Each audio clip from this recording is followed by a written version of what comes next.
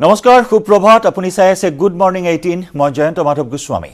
আৰু good morning 18ত আমি আৰম্ভণিতে জনাও বিগ ব্ৰেকিং নিউজ বটদ্ৰৱা কাণ্ডৰ মূল অভিযুক্ত গ্ৰেপ্তাৰ নিশা দৰং আৰক্ষী গ্ৰেপ্তাৰ কৰি অভিযুক্ত আলাউদ্দিনক দৰঙৰ মছিদাত আত্মগোপন কৰি আছিল আলাউদ্দিনে ড্ৰাগছ সৰবৰাহ ডকাইতৰ দৰে একাধিক গোচৰত জড়িত আলাউদ্দিন ভিডিঅ' ফুটেজৰ ভিত্তিত গ্ৰেপ্তাৰ কৰা হৈছে আলাউদ্দিনক বটদ্ৰৱা কাণ্ডৰ মাষ্টাৰমাইণ্ড আছিল আলাউদ্দিন ঘটনা সংঘটিত কৰিয়েই নগাঁৱৰ পৰা পলায়ন কৰিছিল কুখ্যাত আলাউদ্দিনে দৰং জিলাৰ বেছিমাৰী আৰু দৈপামৰ মাজৰ সংখ্যালঘু অধ্যুষিত এলেকাৰ পৰা আলাউদ্দিনক খেদি কৰায়ত্ব কৰিবলৈ সক্ষম হয় আৰক্ষী আনহাতে বৰ্তমানে পলাতক অৱস্থাত আছে অন্যতম অভিযুক্ত মজিদা খাতুন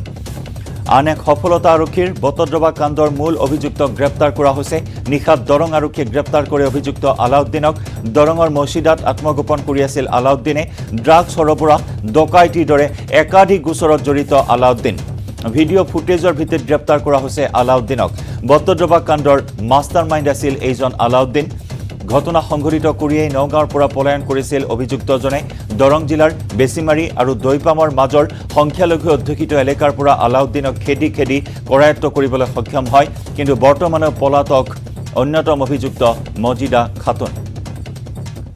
সমগ্ৰ ৰাজ্য কঁপাই যোৱা বটদ্ৰৱা কাণ্ডৰ অভিযুক্ত আছিল এইজন আলাউদ্দিন ইতিমধ্যে ভিডিঅ' ফুটেজসমূহ নিৰীক্ষণ কৰি এটাৰ পিছত আনটো অপৰাধীক আৰক্ষীয়ে জালত পেলাবলৈ সক্ষম হৈছে এই পৰ্যন্ত প্ৰায় 8টাকৈ অপৰাধীক আৰক্ষীয়ে গ্ৰেপ্তাৰ কৰিছে ড্ৰাগছ সৰবৰাহ ডকাইতিৰ দৰে একাধিক গোচৰত অভিযুক্ত আলাউদ্দিন আৰু আলাউদ্দিনে আত্মগোপন কৰি আছিল দৰং আৰক্ষীয়ে খেদি নিশা কৰায়ত্ব কৰিবলৈ সক্ষম হয় আন এক সফলতা ইতিমধ্যে নগাঁও আৰক্ষীক সমজাই দিয়া হৈছে আলাউদ্দিনক আনহাতে মজিদা খাতুন যিগৰাকী মজিদা খাতুনে দিয়াচলাইৰ কাঠিৰে অগ্নিসংযোগ কৰিছিল বটদ্ৰৱা থানাত সেইগৰাকী মজিদা খাতুন অন্যতম অভিযুক্ত বৰ্তমানে পলাতক হৈ আছে ইতিমধ্যে ভিডিঅ' ফুটেজসমূহ নিৰীক্ষণ কৰি এটাৰ পিছত আনটো অপৰাধীক আৰক্ষীয়ে জালত পেলাবলৈ সক্ষম হৈছে এই সমগ্ৰ ঘটনা তৃতীয় পক্ষ জড়িত থকা বুলি ইতিমধ্যে জোৰদাৰ তদন্ত অব্যাহত ৰখা হৈছে কাৰ উচতনিত এই কাণ্ড সংঘটিত হ'ল আনহাতে কালি নগাঁও আৰক্ষী অধীক্ষক লীনা দলেও আন এক তাৎপৰ্যপূৰ্ণ মন্তব্য কৰিছে যে অপৰাধীৰ বহু তথ্য বটদ্ৰৱা থানাত আছিল আৰু এইসমূহ তথ্য বিনষ্ট কৰিবৰ বাবে পূৰ্ব পৰিকল্পিতভাৱে বটদ্ৰৱা থানাত অগ্নিসংযোগ কৰিছিল দুৰ্বৃত্তই এই কথা উল্লেখ কৰা হৈছে তদন্ত জোৰদাৰ গতিত আছে আৰু তাৰ পিছতে আলাউদ্দিন মূল অভিযুক্ত আলাউদ্দিনক আৰক্ষীয়ে জালত পেলাবলৈ সক্ষম হৈছে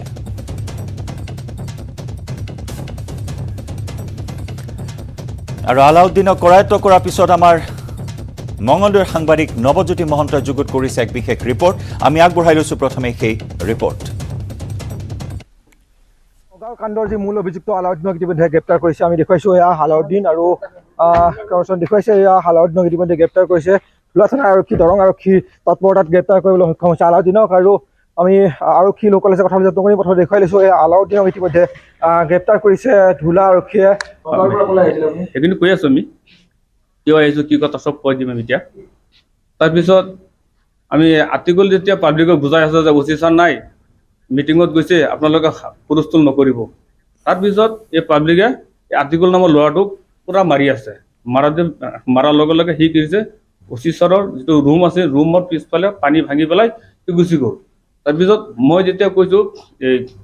এই অনিল দাসক কৈছোঁ ছাৰ এতিয়া মোৰ কি অৱস্থা এবাৰ কৈছোঁ একো চিন্তা নাই তুমি আমাৰ লগত আছা নহয় তাৰপিছত অনিল দাসে আমি কৈছোঁ যে এতিয়া পৰিস্থিতিটো বেয়া মানে অনিল দাসে কৈছে যে অফিচাৰে ফোন ৰিচিভ কৰা নাই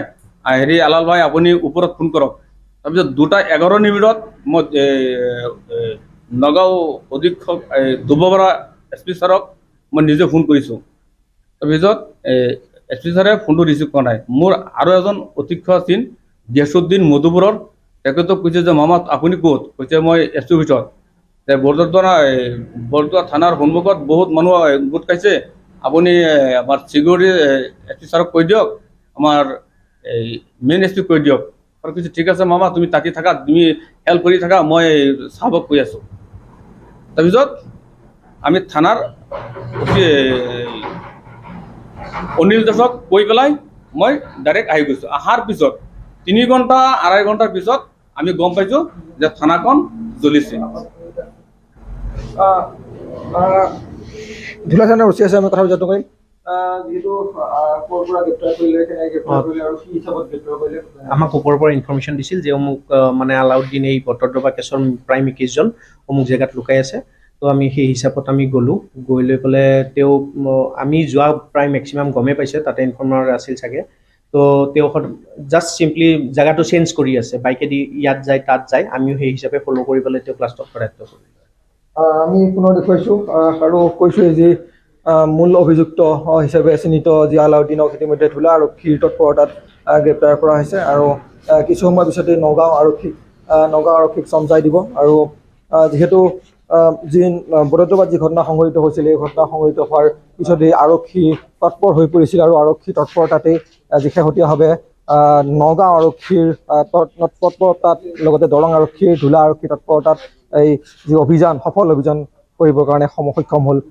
ধুলা আৰক্ষীয়ে।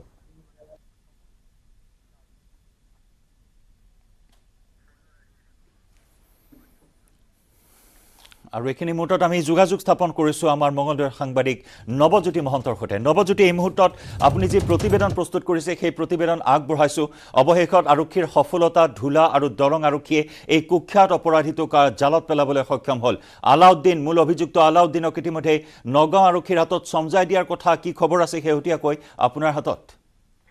নিশ্চয়কৈ ক'ব লাগিব যে যি দুৰ্ধৰ্ষ ডকাইত যিগৰাকী দুৰ্ধৰ্ষ ডকাইতে এই যি মূল অভিযুক্ত আছিলে বটদ্ৰৱা কাণ্ডৰ, এই বটদ্ৰৱা কাণ্ডৰ এই খবৰ আৰক্ষীয়ে লাভ কৰিছিল আৰু আৰক্ষীয়ে লাভ কৰিছিল যে পলায়ন কৰিছিল দৰঙলৈকে, অৰ্থাৎ ধুলালৈকে তেওঁ পলায়ন কৰিছিল। আৰু তেনে সময়তে ধুলা আৰক্ষীয়ে যোৱা নিশা 11 বজাত তেওঁক গ্ৰেপ্তাৰ কৰিবলৈ সক্ষম হৈছে, খেদি গ্ৰেপ্তাৰ কৰিবলৈ সক্ষম হৈছে। আৰু ইতিমধ্যে আপুনি উল্লেখ কৰিছে যে দৰঙৰ সীমান্তৱৰ্তী অঞ্চল দৈপামত বেছিমাৰী আৰু দৈপামৰ মাজমজিয়াত তেওঁক খেদি বাৰে বাৰে তেওঁ পলাবলৈ চেষ্টা কৰিছিল। অৱশেষত আৰক্ষীয়ে সফলতা লাভ কৰিবলৈ সক্ষম হৈছিল আৰু 11 বজাত প্ৰায় 12 মান বজাত নিশা লৈ অহা হৈছিল ধুলা থানালৈকে। আৰু তাৰপিছতেই পুৱতি নিশাৰ ভাগত ইতিমধ্যে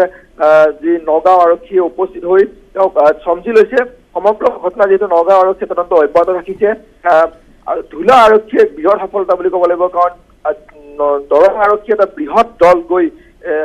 গ্ৰেপ্তাৰ কৰিবলৈ সক্ষম হৈছে যিগৰাকী দুৰ্ধৰ্ষ ডকাইত তথা যি বটদ্ৰৱা কাণ্ডৰ মূল অভিযুক্ত আলাউদ্দিনক। নিশ্চয়, ইতিমধ্যে এই কুখ্যাত আলাউদ্দিনৰ বহু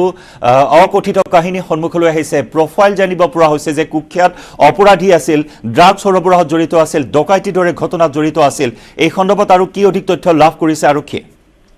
নিশ্চয়কৈ আৰক্ষীয়ে সমগ্ৰ ঘটনাৰ তদন্ত অব্যাহত ৰাখিছে আৰু আৰক্ষীয়ে এটা কথাই কৈছে যে এই আলাউদ্দিনৰ বিৰুদ্ধে বটদ্ৰৱা থানাত কেইবাটাও গোচৰ ৰুজু হৈ আছে, কেইবাটাও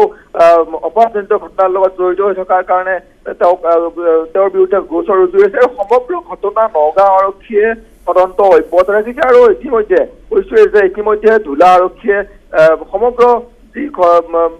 তেওঁক গ্ৰেপ্তাৰ কৰাৰ পিছত তেওঁক চমজাই দিছে নগাঁও আৰক্ষীক। হয়, ধন্যবাদ নৱজ্যোতি, ধন্যবাদ জ্ঞাপন কৰিছোঁ আপোনাক। আৰু ইতিমধ্যেই নগাঁও আৰক্ষীক গতাই দিয়া হৈছে এই কুখ্যাত অপৰাধীটোক। ভিডিঅ' ফুটেজত স্পষ্টকৈ দেখিবলৈ পোৱা হৈছে এই আলাউদ্দিনে কেনেদৰে আক্ৰমণ কৰিছিল বটদ্ৰৱা থানাত। আৰু সেই অভিযুক্তজনক ইতিমধ্যে আৰক্ষীয়ে জালত পেলাবলৈ সক্ষম হৈছে। কিন্তু আন এগৰাকী মহিলা, যিগৰাকী মহিলা মজিদা খাতুন, টিভিৰ পৰ্দাত আপুনি প্ৰত্যক্ষ কৰিছে, কেৰাচিন ঢালি অগ্নিসংযোগ কৰিছিল বটদ্ৰৱা থানাত, কেইবাখনো বাহনত অগ্নিসংযোগ কৰিছিল, বাইকত অগ্নিসংযোগ কৰিছিল। এই মজিদা খাতুন কিন্তু বৰ্তমানেও পলাতক হৈ আছে। ইতিমধ্যে নগাঁও আৰক্ষীয়ে চমজি লৈছে, অধিক তথ্যৰ বাবে জেৰা চলাই আছে। এই পৰ্যন্ত প্ৰায় 7-8টাকৈ অপৰাধীক আৰক্ষীয়ে জালত পেলাবলৈ সক্ষম হৈছে।